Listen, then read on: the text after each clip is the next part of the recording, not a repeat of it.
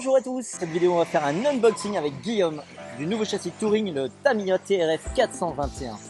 C'est ça, vachement reçu. On sait que tu es un grand fan des châssis TRF, tu es collectionneur. Hein. Oui, regarde un petit peu. Après là c'est... Alors oui, donc, déjà la boîte, qu'est-ce que tu en penses? On a une belle boîte avec une... En plastique. Ah, c'est un plastique. C'est une valise. Ouais, c'est une petite valise de transport. On a la poignée de ce côté-ci. Avec le logo Tamiya TRF, Tamiya Racing Factory, le numéro du châssis. On a une petite photo de présentation, je pense que c'est une image comme ça qui va partir quand on va enlever le plastique. Donc la TRF 421 est sortie quand? Elle est sortie cette année, ça fait 15 jours qu'on l'attend en France. Elle est disponible depuis fin mai, début juin, partout dans le monde, sauf que nous on a eu un petit peu de retard.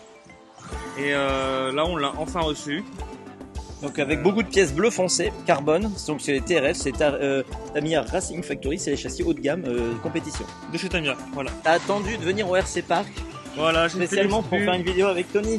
J'ai fait l'exclu pour Tony, le déballage de la TRF 421, pour lui donner envie de retourner vers le touring. On peut pas tout faire, Tony. Donc voilà la petite image. On voit le numéro du châssis. Le 42 384. Les 42, si je dis pas de bêtises, ce sont les châssis assez orientés compétition de Tamiya. D'accord. Ou collector, en petite série. On n'aura pas de numéro sur le châssis, mais généralement les châssis TRF sont limités à moins de 2000 exemplaires. Ah bon? Dans le monde, oui. Par exemple, le 417, c'était 1700 exemplaires. Donc c'est pour ça que tu t'es dépêché de prendre le tien alors? C'est pour ça que si on le veut, il faut pas traîner. Ah, ok. Il y en aura pas pour tout le monde, on pourrait dire, mais c'est plus un châssis, c'est plus une marque qui est en vogue aujourd'hui. X-Ray à la main. Il y a Mugen aussi, en touring. Et combien, quel est le tarif de cette boîte? Alors celle-ci est à 690 €, okay. En moyenne en France. Je l'ai pris chez RC Team, il y avait une promo de 5% dessus, donc c'est revenu à 664 pour être précis. J'ai profité de l'occasion. Allez, moi je suis curieux.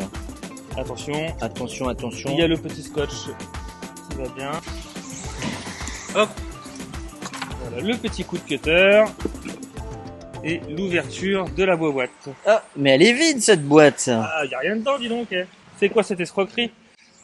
Alors on aperçoit des grosses bulles, des pièces. Donc on a les sachets typiques Tamiya, avec toutes les pièces en plastique dedans. Il va y avoir les numéros de châssis, les numéros de sachets avec les pièces à suivre.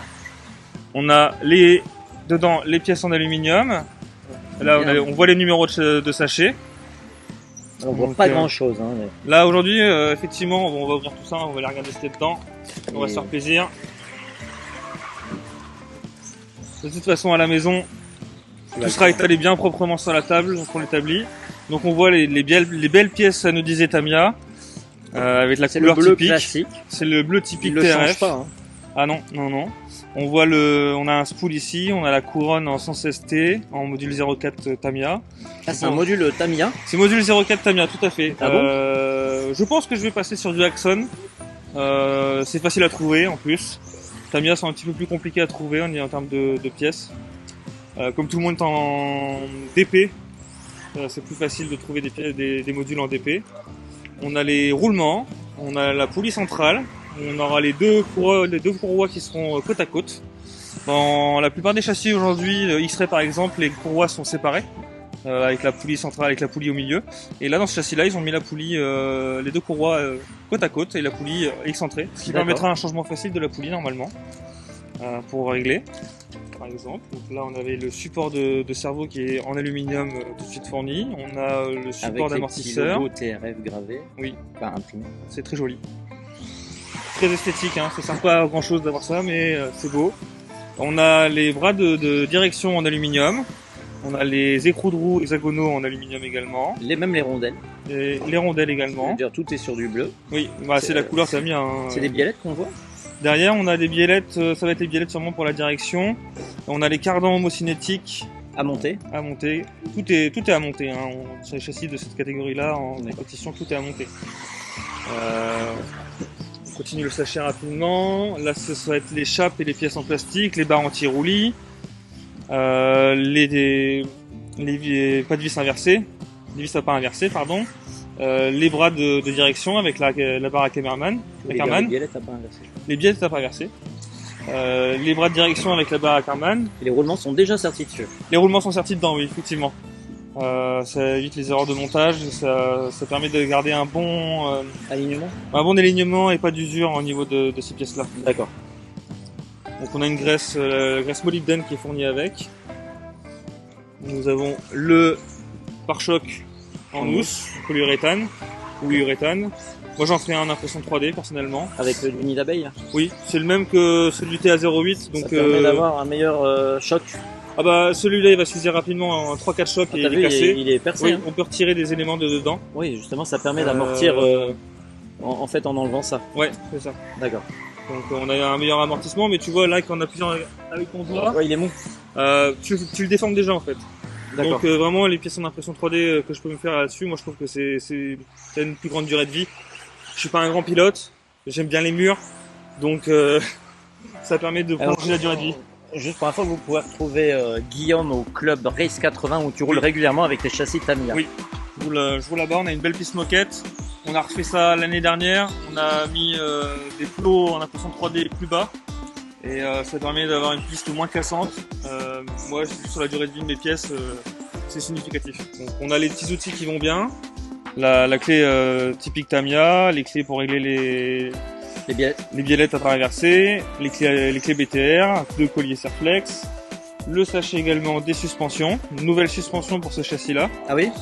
Oui, plus réduite de 5,5 mm. Ah bon, tiens, c'est rare, là on diminue. On diminue la hauteur toujours pour abaisser le centre de gravité, etc. Comme on vient dans ce châssis-là, on va peut-être le voir sur le côté, vous verrez quand le châssis sera monté, on vient mettre les suspensions sur des pièces en aluminium fixées sur les cellules. Donc ce coup-ci, ils ont essayé de rabaisser encore. On va avoir des amortisseurs et un centre de gravité plus bas. Voilà, comme dirait X-Ray, more corner speed. Voilà. Donc ça c'était ce sachet-là avec toutes les pièces et on a 2 courroies. Donc dans ce châssis-là, on a 2 courroies exactement identiques. On a les numéros de série, c'est exactement les mêmes. Ça permet comme ça au niveau des spare parts d'avoir une pièce en moins. Pour Tamiya, industriellement parlant, c'est intéressant. Aujourd'hui, tous les constructeurs le font. En termes de performance, on verra. Je compare avec mon 419, mon ressenti entre moteur central et couronne centrale, qu'est-ce que je trouve le mieux moi, en termes de ressenti. On a dans ce châssis-là, avec ce châssis-là, pardon, deux types de. On a le châssis principal, bien entendu, et on a 2 types de ponts supérieurs.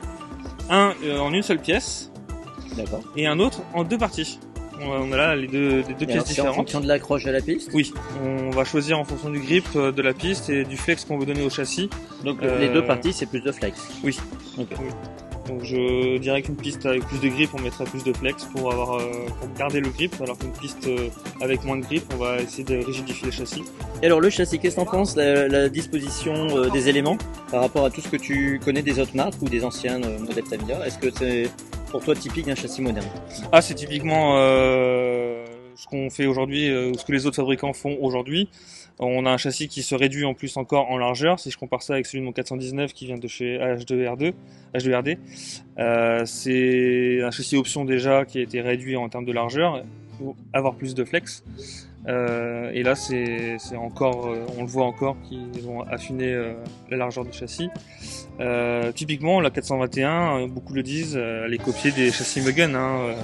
Dans tout le design, dans toute la conception, on retrouve les éléments ou l'inspiration pour le coup de Mugen.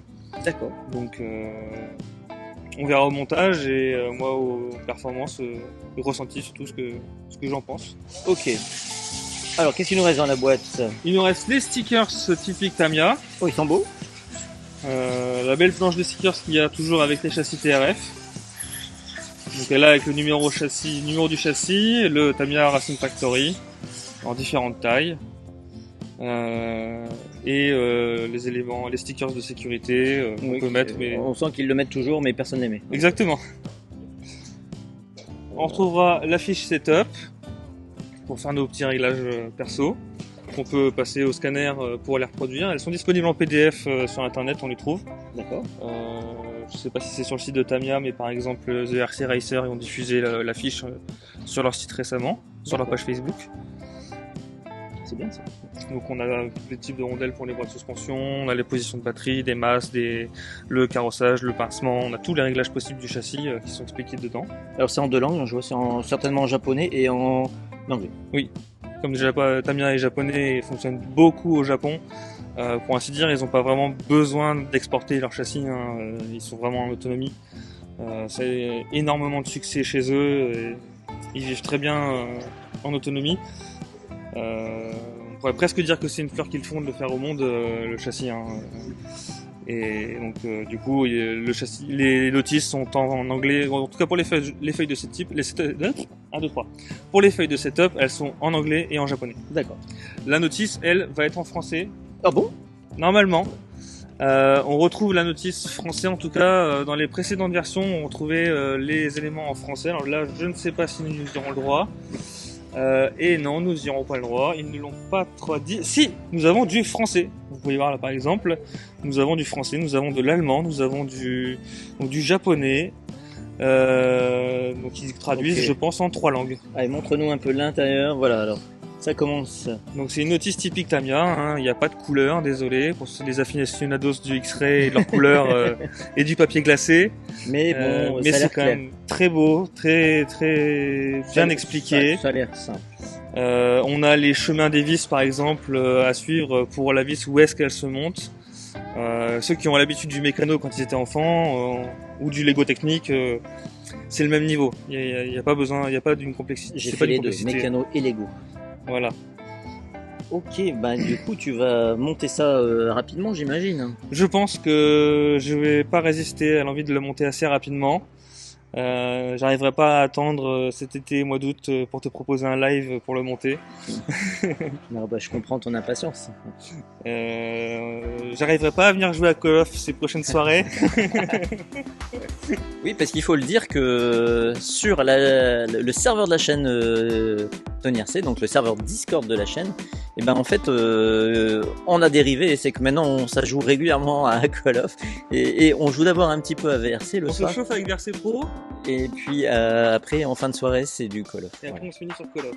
Eh bien, merci beaucoup Guillaume pour ce unboxing de la Tamiya TRF 421. Ça fait plaisir, cette avant-première en France, premier châssis TRF qu'on montre ici en unboxing. Merci à toi, on te souhaite un très bon montage. Merci. Et puis bah tu nous mettras des photos sur le serveur Discord. Oui. Le serveur Discord, vous pouvez retrouver le lien en description de chaque vidéo de cette chaîne, en dessous. Voilà. À bientôt. Merci, pensez à mettre des pouces s'il vous plaît, c'est important pour l'algorithme. Au revoir, ciao.